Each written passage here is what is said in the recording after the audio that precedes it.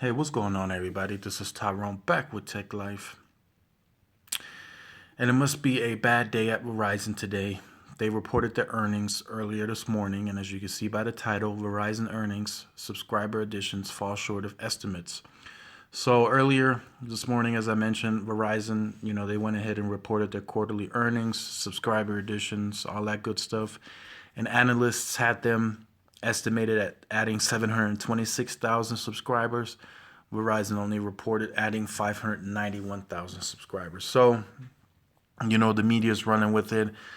I've seen different tech blogs. They're already bashing it. I seen John Legere, T-Mobile CEO, make a video this morning that Verizon reported shitty numbers. I'm sure Marcelo's gonna say something about it, but I think, and I'm sure some of you will agree on it. I don't think Verizon flinched one bit. Verizon has 140 million subscribers. They still added 591,000 postpaid subscribers. That's a lot of people. It's nothing like in the millions or what the analysts are saying, but they still added 591,000 retail postpaid subscribers to their revenue. As most of you know, those are the people that pay at the end of every month. So I don't think Verizon flinched one bit. I don't know why people are making it such a big deal. I don't think, in my opinion, I don't think Verizon's really going to act until they start losing 200,000 to 300,000 subscribers a quarter, like AT&T is. I think this quarter Verizon only lost 9,000 subscribers. They added 591,000. I can't stress that enough. That's a lot of people. Even though they didn't hit the overall estimate, they still added that many people to their already big customer base at 140 million. So I don't think Verizon flinched one bit. So, do I think the competition is stepping it up? As you can see, analysts said the result illustrated how Verizon is facing intensified competition from wireless rivals such as T-Mobile and Sprint. So, yes, the competition is there.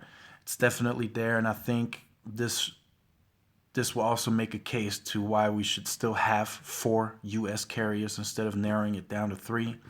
I think the market is healthy enough to have four carriers. Why not? AT&T have over 100 million customers and Verizon do. Share some of that. T-Mobile's taking some of them. Sprint's taking some of them. Why create three duopolies? Why do that? T-Mobile and Sprint merge, they'll automatically have over 100 million customers. So I think there will always be a fourth carrier. Even if those two merge, one of the regional carriers is going to try to step in the fourth. Because there's a lot of money to be taken from those three carriers. Three duopolies. Why not? U.S. Cellular would probably try to gain more spectrum and expand their network. So, still in all, I don't think Verizon's stressing about it. I seen somebody post this earlier, cutting Verizon's EPS by 2.24 and Verizon's wireless EBITDA by 2 billion is the network advantage over. I think it is. I think the network advantage is over in metro cities, in big cities. As far as rural areas, that's a different story. I think Verizon still has an advantage there, a big advantage, actually. I think T-Mobile is getting closer and closer to catching Verizon in that department, but they still have a long way to go. And Sprint, that's a whole nother story. I'm making a video on their coverage map update. They updated it, I think, on the 16th and then again on the 21st. So I'll make a video on that. So definitely the competition is there. The networks are catching up in cities. But traveling wise, you could still run into issues on pretty much, all carriers in some spots have issues, but you're more likely to have better service on Verizon in most most parts of the country. T-Mobile is getting there. AT&T AT&T is not quite there, but if AT&T stays stagnant, T-Mobile is going to pass them.